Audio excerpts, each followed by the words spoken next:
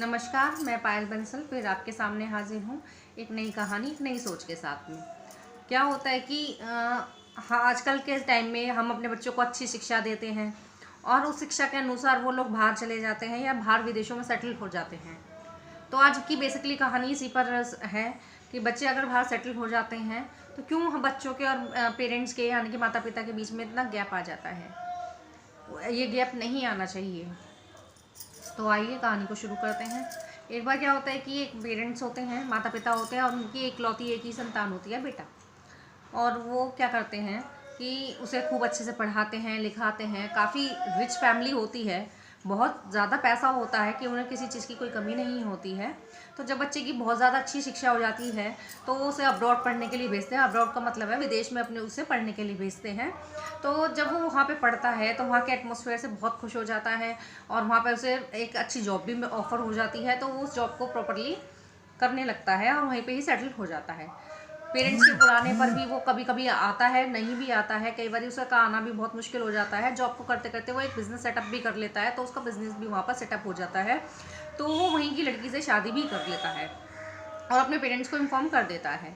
उन्हें बुलाने की ज़रूरत भी नहीं समझता, जबकि वो जाना चाहें तो जा सकते हैं, क्योंकि कोई फाइनेंशियली इशू नहीं है कि वो नहीं जा सकते। लेकिन फिर भी वो उन्हें इन्फॉर्म करता है। तो आपस में बात करके कहते हैं कि चलो कोई बात नहीं, बच्चे ने शादी कर ली है और वो खुश है तो उसकी खुशी में हम भी खुश हैं। जैसा अमूमन पेरेंट्स कहते हैं, माता पिता कहते हैं कि बच्चों की खुशी में ही हमारी खुशी है। तो क्या होता है कि कुछ टाइम बाद में उसके पिता का देहांत हो जाता है। तो बेटा आता है, अपनी माँ से कहता भी है कि भाई तुम हमारे साथ चलो, वहीं रहो। तो वो कहते हैं कि नहीं, मैं नहीं रहूँगी, मेरा माँ मन नहीं लगेगा, मुझे तो यहीं की मिट्टी से प्यार है और मैं यहीं रहूँगी। तुम भी यहीं आ जाओ, यहाँ पर भी बहुत अच्छा काम चल सकता है। ऐसा नहीं है, तुम्हारे पिताजी ने भी किया। उसे काफ़ी कम समझाने की कोशिश करती है पर उसकी समझ में कुछ नहीं आता है। वो कहता है कि मैं जा रहा हूँ, अगर आपको हमारे साथ चलना है तो ठीक है, नहीं तो आप यहीं रहिए, मैं तो जाऊँगा। वो ये कह करके वापस विदेश चला जाता है। फ़ोन पे कभी कभी बातें करता है, लेकिन माँ बहुत ज़्यादा परेशान रहने लगती है। उससे कहती है कि बेटा तू आ जा, तू आ जा। तो वो कहता है अच्छा ठीक है माँ, मैं आता हूँ। बहुत ज़्यादा फोर्स करने पर वो हामी भर लेता है कि अच्छा ठीक है माँ, मैं आता हूँ। तो वो अपने बिजनेस को समेटने की कोशिश करता है। उस समेटने में कहता है हाँ माँ, मैं कोशिश कर रहा हूँ। इस तरह से कहते कहते में उसको काफ़ी टाइम लग जाता है। जब काफ़ी टाइम लग जाता है तो एक दिन माँ कहती है कि तू आना ही नहीं चाहता। कि वो भी गुस्से में कह देता है हाँ माँ, मैं आना ही नहीं चाहता। तुम्हें अगर ऐसा लगता है तो हाँ, मैं आना ही नहीं चाहता। तो वो जब इस तरह से गुस्से में कहता है और फ़ोन काट देता है, उसकी माँ को बहुत दुख होता है। उस दिन के बाद में उसकी माँ उसको कभी फ़ोन नहीं करती है, ना ही उससे कोई बात करती है। बेटा भी गुस्से में उससे कांटेक्ट नहीं करता है। तो क्या रहता है कि वो जब लौट करके आता है अपना बिजनेस सब सेटअप करके, क्लोज करके, कि भाई मुझे अब जाना है, हिंदुस्तान में ही रहना है अपनी माँ के साथ में और मैं वहीं रहूँगा। तो जैसे वो आता है तो उस दरवाज़ा खोलता है, उसके पहली बात तो लॉक मिलता है। कहता है कि पता नहीं माँ कहाँ चली गई है, जो कि लॉक्ड है अंदर से गेट और खुल नहीं रहा है। उसने काफ़ी नॉक किया होता है लेकिन नहीं खुलता है। तो फिर उसके वो धक्का दे करके उसे तोड़वा करके खोलता है। आस पड़ोसी से पूछता है तो कहते हैं कि हमने तो तुम्हारी माता जी को बहुत दिन से देखा ही नहीं है।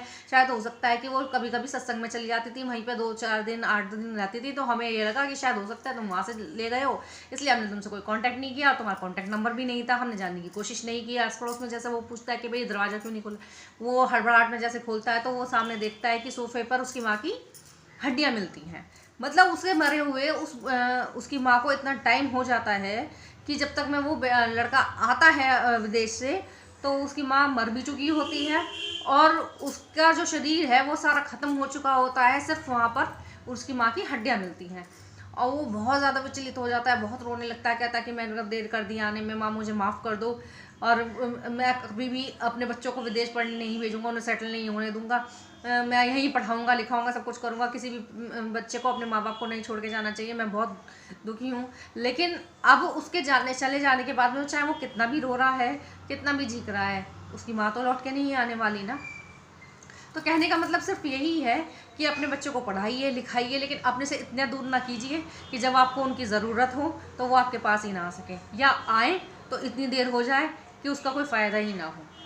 अगर आपको मेरी बात समझ में आई हो तो प्लीज़ लाइक शेयर कमेंट कीजिएगा। धन्यवाद।